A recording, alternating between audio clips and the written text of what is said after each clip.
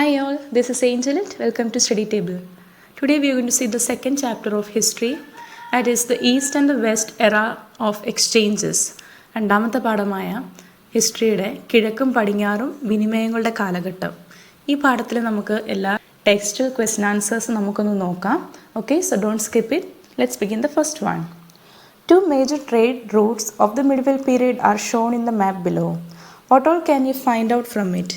മധ്യകാല ലോകത്തെ പ്രധാനപ്പെട്ട രണ്ട് വാണിജ്യപാതകളാണ് ചുവടെ ഭൂപടത്തിൽ നൽകിയിരിക്കുന്നത്. ഓക്കെ, അപ്പം അത് നിരീക്ഷിച്ച് നിങ്ങൾക്ക് എന്തെല്ലാം കണ്ടെത്താനാകും, എന്തെല്ലാം നമുക്ക് കണ്ടെത്താൻ കഴിയും, ഏതൊക്കെയാണ് ആ രണ്ട് മേജർ ട്രേഡ് റൂട്ട്സ് ഏതൊക്കെയാണ്? The main trade routes in that period was silk route and spice route. Okay, പിന്നെ നമുക്കത് നിരീക്ഷിച്ച് എന്തെല്ലാം പറയാൻ പറ്റും? These routes extended from eastern China to western Europe. These trade routes which connected the east and the west are known as the Silk Route and the Spice Route. Silk Route was a land route while the Spice Route was through the sea. These routes passed through different trade centers. The Italian traders were engaged in long distance trade with Eastern Roman Empire and the Arabs. അതായത് നമുക്ക് എന്തൊക്കെ പറയാം? കിഴക്കൻ China മുതൽ പടിഞ്ഞാറൻ Europe വരെ ഈ പാതകൾ വ്യാപിച്ചിരുന്നു അല്ലേ. പിന്നെന്തുണ്ട്?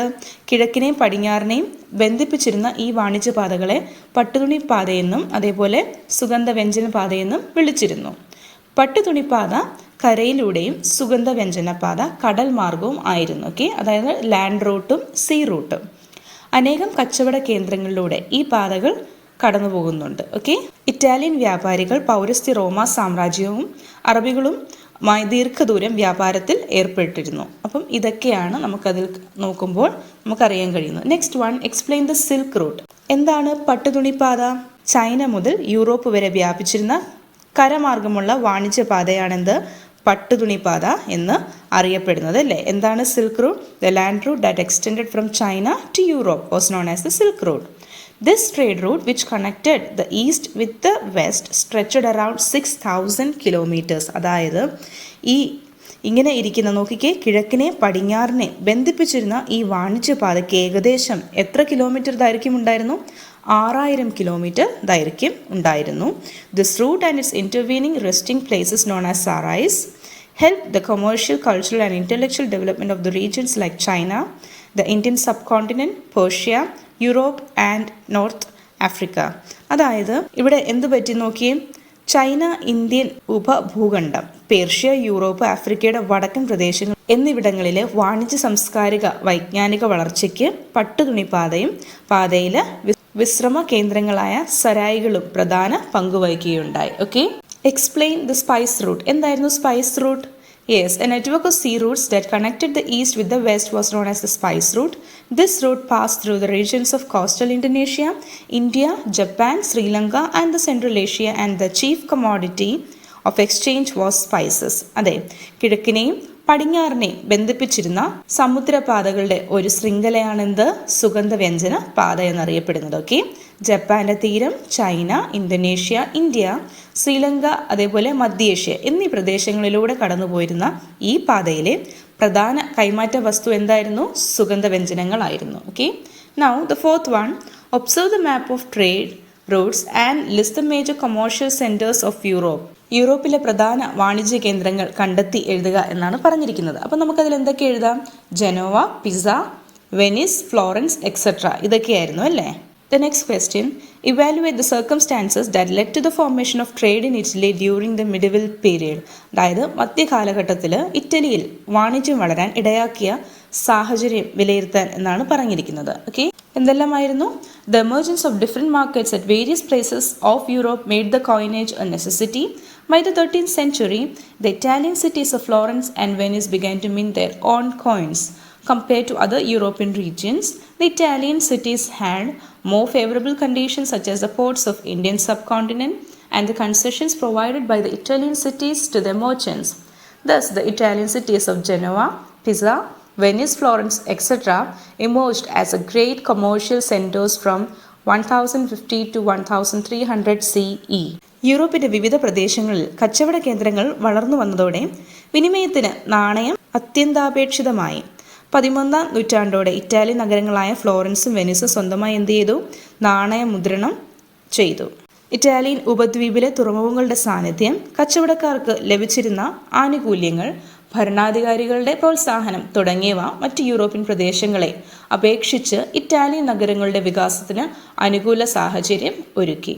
ഓക്കെ, അങ്ങനെ CE 1050 1550 CE 1300 ഇടയ്ക്ക് ജനോവ, പിസ, വെനീസ്, ഫ്ലോറൻസ് തുടങ്ങിയ ഇറ്റാലിയൻ നഗരങ്ങൾ പ്രധാന വാണിജ്യ കേന്ദ്രങ്ങളായി മാറി.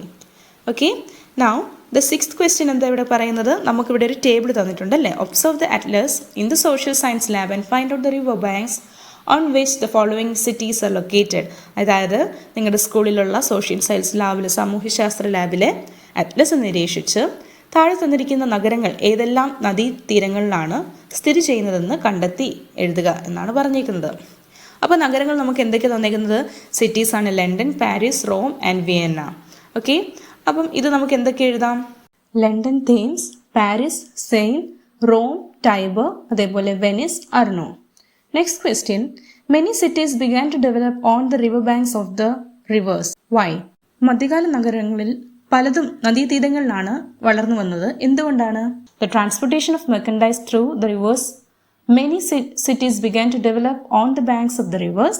This facilitated large-scale exchange of articles. അതായത് അന്ന് നദികളിലൂടെയുള്ള ചരക്ക് നീക്കം എളുപ്പമായതിനാൽ ഉൽപ്പന്നങ്ങൾ വിറ്റൊഴിക്കാനുള്ള സൗകര്യം അവർക്ക് ലഭിച്ചു. ഓക്കെ, അതിനാലാണ് ഒരുപാട് സിറ്റീസ് അവിടെ ഡെവലപ്പ് ആവാൻ കാരണം. The next question, write down the features of medieval European cities. അതായത് മധ്യകാല നഗരങ്ങളുടെ സവിശേഷതകൾ വിശകലനം ചെയ്യുക. എന്തൊക്കെയാണ്? They were generally small in size. The roads of the cities were narrow and unhygienic. The buildings were built of wood and were thatched with hay. Majority of the city dwellers were merchants, craftsmen and laborers. അതായത് അവ പൊതുവെ വലുപ്പം കുറഞ്ഞവയായിരുന്നു. നഗരവീഥികൾ ഇടുങ്ങിയതും വൃത്തിഹീനവുമായിരുന്നു. കെട്ടിടങ്ങൾ തടികൊണ്ട് നിർമ്മിച്ചതും വൈക്കോൽ മേഞ്ഞതും ആയിരുന്നു. നഗരവാസികളിൽ ഭൂരിഭാഗവും കച്ചവടക്കാർ, കരകൗശല ജോലിക്കാർ, തൊഴിലാളികൾ എന്നിവരായിരുന്നു. Next one, which were the eastern cities in the medieval period? കിഴക്കൻ നഗരങ്ങൾ മധ്യകാലഘട്ടത്തിൽ അവിടെയുള്ള സിറ്റീസ്, പട്ടണങ്ങൾ ഏതൊക്കെയായിരുന്നു? Constantinople, Baghdad, Basra, Aden, Mecca, Muscat, Damascus, Surat. അല്ലേ? Next question, observe the trade routes on the maps provided and list all the important trade cities of Central Asia.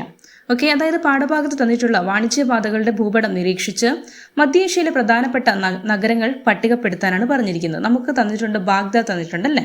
ബാക്കി നമുക്കിനി എന്തൊക്കെ അവിടെ ഫില്ല് ചെയ്യാം? സൂരത്ത്, ബസ്ര, കാബൂൾ, അഫ്ഗാനിസ്ഥാൻ, ടർക്കി, അങ്ങനെ പലതും നമുക്കവിടെ ചേർക്കാം. Okay, the next question, what was guilds? How many types of guilds were there? എന്തായിരുന്നു ഗിൽഡുകൾ? എത്ര തരത്തിലുള്ള ഗിൽഡുകൾ ഉണ്ടായിരുന്നു? എന്തായിരുന്നു? Guilds were the associations of experts in different occupational sectors. There were two kinds of guilds, the merchant guilds, the craft guilds. വിവിധ തൊഴിൽ മേഖലകളിലെ വിദഗ്ധരുടെ സംഘങ്ങളായിരുന്നു ഗിൽഡുകൾ. രണ്ട് തരത്തിലുള്ള ഗിൽഡുകൾ ഉണ്ടായിരുന്നു. എന്തൊക്കെയായിരുന്നു? വ്യാപാര ഗിൽഡുകൾ, കരകൗശല ഗിൽഡുകൾ. What were the factors that led to the formation of the guilds? എന്തൊക്കെ ഘടകങ്ങളായിരുന്നു ഈ ഗിൽഡുകളുടെ രൂപീകരണത്തിലേക്ക് നയിച്ചത്? The rapid increase of trade in the medieval European cities, the formation of specific occupational sectors, the necessity to withstand the excessive taxation and exploitation, the sense of organization. എന്തൊക്കെയായിരുന്നു? പ്രത്യേക തൊഴിൽ മേഖലയുടെ രൂപീകരണം, പട്ടണങ്ങളിലെ ഉയർന്ന നികുതിക്കും ചൂഷണത്തിനുമെതിരെ നിലകൊള്ളേണ്ടതിന്റെ ആവശ്യകത, സംഘടനാ ബോധം തുടങ്ങിയവയെല്ലാമായിരുന്നു ഈ രൂപീകരണത്തിന് നയിച്ച ഘടകങ്ങൾ. Next one, what were the aims of the guilds? എന്തൊക്കെയായിരുന്നു അവരുടെ പ്രധാന ലക്ഷ്യങ്ങൾ?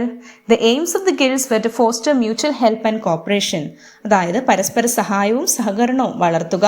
To maintain the monopoly of the markets. കമ്പോള കുത്തക നിലനിർത്തുക.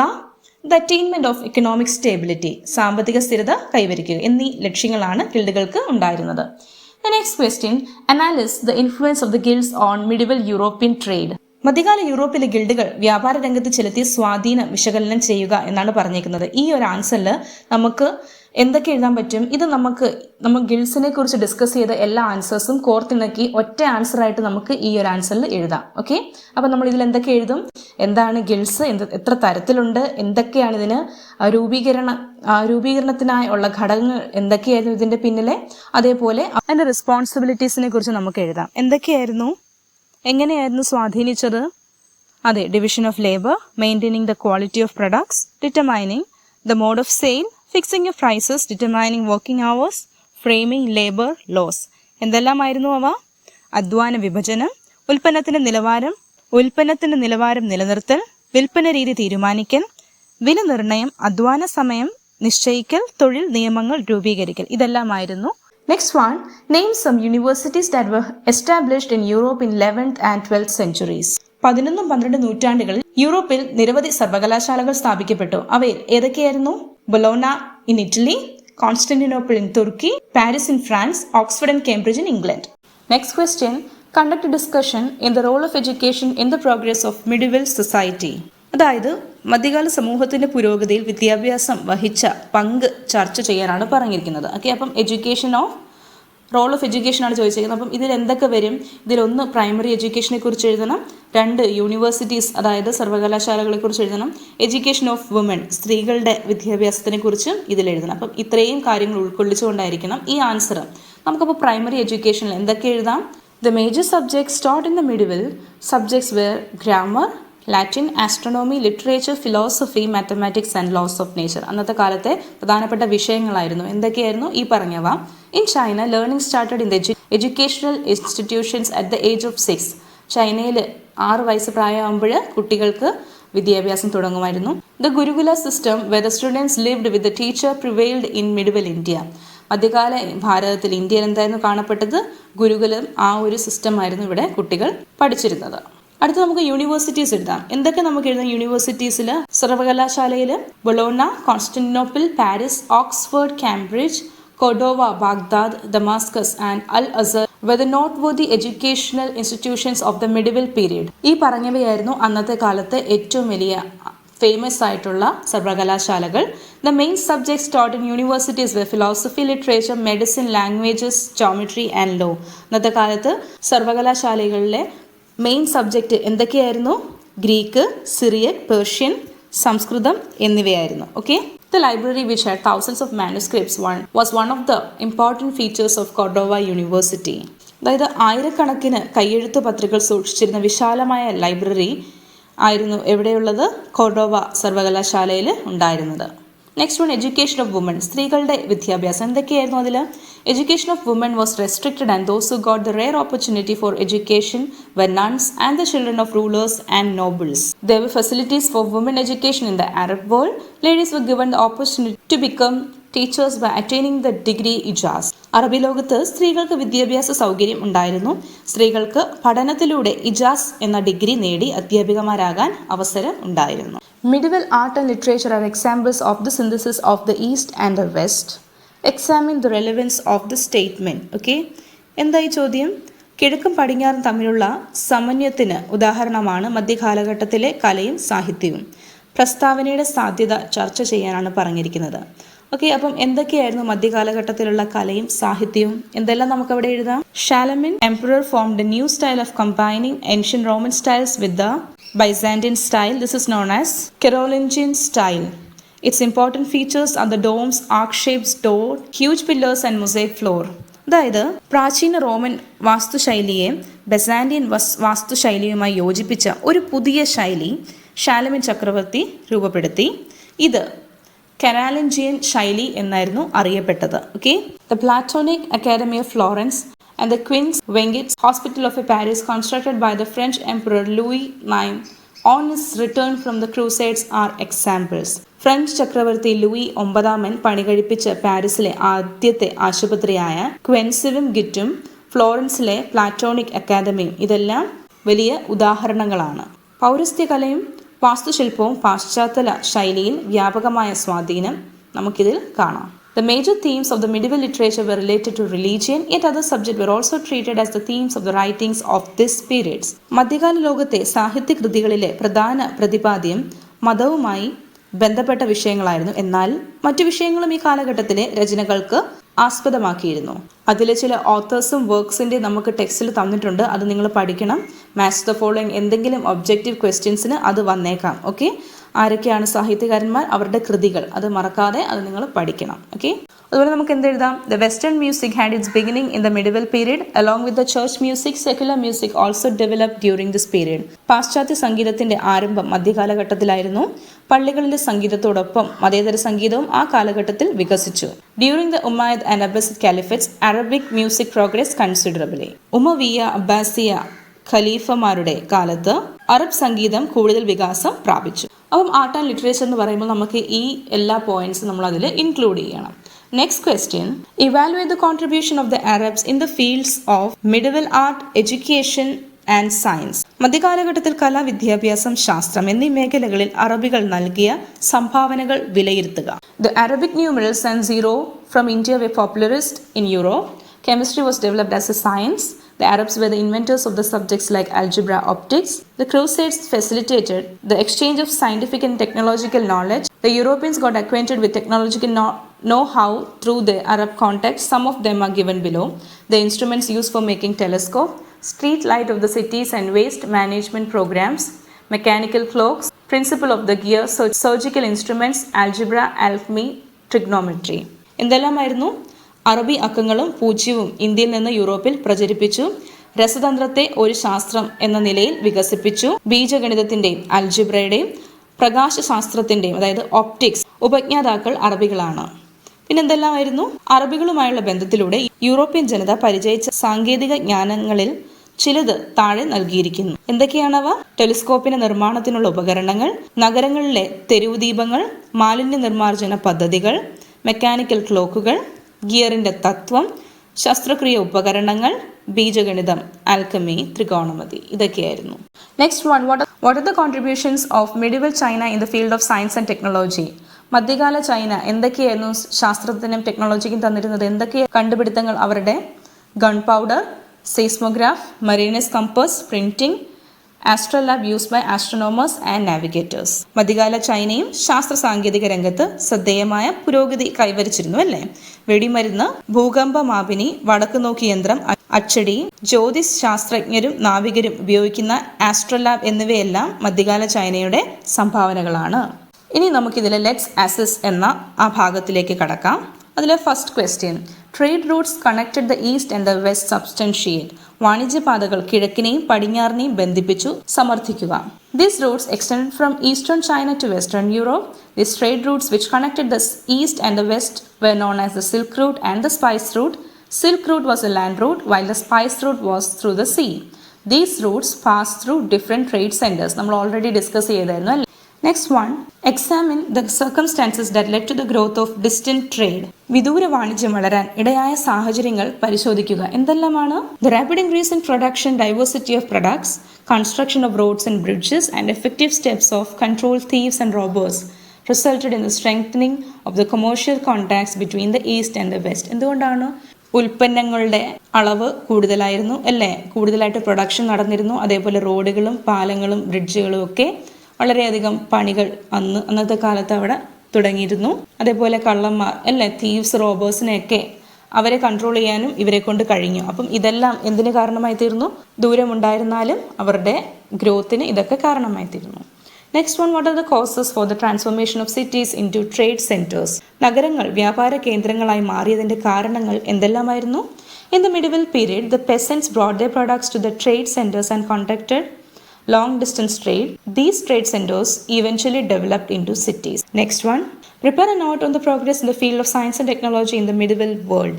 മധ്യകാല ലോകത്തിലുണ്ടായ ശാസ്ത്ര സാങ്കേതിക രംഗത്തെ പുരോഗതിയെക്കുറിച്ച് കുറിപ്പ് തയ്യാറാക്കാനാണ് പറഞ്ഞിരിക്കുന്നത്. എന്തൊക്കെ നമുക്ക് നമ്മൾ ഇത് ഓൾറെഡി പറഞ്ഞു ഒന്നുകൂടെ നോക്കാം. Many scholars who made notable contributions to the field of science lived during the medieval period. The Crusades facilitated the exchange of scientific and technological knowledge. The Europeans got acquainted with technological know-how through their Arab contacts. Some of them are given below. The instruments used for making telescope, street lights of the cities and waste management programs, mechanical clocks, principle of the gear, surgical instruments, algebra, alchemy, trigonometry. Medieval China also made a great progress in science and technology. Gunpowder, seismograph, mariners' compass, printing and astrolabe used by astronomers and navigators are the contributions of the medieval China. അപ്പം നമ്മൾ ശാസ്ത്രത്തെക്കുറിച്ചും ടെക്നോളജിയെക്കുറിച്ചും എന്തെല്ലാമാണ് നമ്മൾ നേരത്തെ ക്വസ്റ്റ്യൻസിൽ discuss ചെയ്തത്, അതെല്ലാം കൂടി കൂട്ടിച്ചേർത്താണ് നമുക്ക് ഈ ഒരു ആൻസർ തയ്യാറാക്കാനുള്ളത്. Next one, Which were the cities that minted their own coins in the medieval world? മധ്യകാല ലോകത്ത് സ്വന്തമായി നാണയങ്ങൾ മുദ്രണം ചെയ്ത നഗരങ്ങൾ ഏതെല്ലാമായിരുന്നു? Florence, Venice. Next one, list down the cities given below as directed. Baghdad, Florence, Genoa, Damascus, Venice, Mecca, Basra, Pisa. ഇത് നമ്മളോട് എന്ത് ചെയ്യാൻ പറഞ്ഞിരിക്കുന്നത്? ചുവടെ നൽകിയിരിക്കുന്ന നഗരങ്ങൾ പട്ടികപ്പെടുത്തുക. ഓക്കെ, യൂറോപ്യൻ നഗരങ്ങളായിട്ടും അതേപോലെ കിഴക്കൻ നഗരങ്ങളായിട്ട് യൂറോപ്യൻ സിറ്റീസും ഈസ്റ്റേൺ സിറ്റീസുമായിട്ട് നമുക്ക് ഇത് ടേബിൾ ചെയ്യാം. യൂറോപ്യൻ സിറ്റീസ് എന്തെല്ലാമാണ്? Florence, Pisa, Genoa, Venice. അതേപോലെ ഈസ്റ്റേൺ സിറ്റീസ് എന്താണ്? Baghdad, Damascus, Mecca, Basra. ഇതെല്ലാം കിഴക്കൻ നഗരങ്ങളാണ്. Next one, list out the important duties of the guilds. ഗിൽഡുകളുടെ പ്രധാന ചുമതലകൾ പട്ടികപ്പെടുത്തുക. എന്തൊക്കെയാണ്? Division of labour, maintaining the quality of products, determining the mode of sale, fixing of prices, determining working hours, framing labor laws. Next question, which were the major subjects taught in the medieval European schools? മധ്യകാല യൂറോപ്യൻ സ്കൂളുകളിലെ പ്രധാന പാഠ്യ വിഷയങ്ങൾ എന്തെല്ലാമായിരുന്നു? Grammar, Latin, astrology, literature, philosophy, mathematics and laws of nature. Complete the table. താഴെ കൊടുത്തിരിക്കുന്ന table complete ചെയ്യാം. ഒന്നെന്താണ്? സയന്റിസ്റ്റ്, അതേപോലെ അവരുടെ കോൺട്രിബ്യൂഷൻ. ശാസ്ത്രജ്ഞർ, അവരുടെ സംഭാവനകൾ. ഇബ്നു സീന എന്തായിരുന്നു? മെഡിക്കൽ സയൻറ്റിസ്റ്റ്, ഫിലോസഫർ ആയിരുന്നു അല്ലേ? മുഹമ്മദ് അൽ റാസി എന്തായിരുന്നു? Medical scientist. അതേപോലെ ആരായിരുന്നു? ഫാദർ ഓഫ് സർജറി, ശസ്ത്രക്രിയയുടെ പിതാവ് ഇബ്ന് അൽ ഖാസിം. ഓക്കെ, അപ്പം ഇതിലൂടെ നമ്മുടെ ഈ ഒരു ചാപ്റ്ററിൻ്റെ എല്ലാ ക്വസ്റ്റ്യൻ ആൻസേഴ്സും നമ്മൾ ഡിസ്കസ് ചെയ്ത് കഴിഞ്ഞിരിക്കുന്നു. Hope you understood my video. നിങ്ങൾക്ക് മനസ്സിലായെന്ന് കരുതുന്നു. ഹെൽപ്ഫുൾ ആയിരുന്നെങ്കിൽ നിങ്ങളുടെ ഫ്രണ്ട്സിനും ഷെയർ ചെയ്യാൻ മറക്കരുത്. ഒപ്പം കമൻറ്റും ചെയ്യുക. Keep watching. God bless you. Thank you.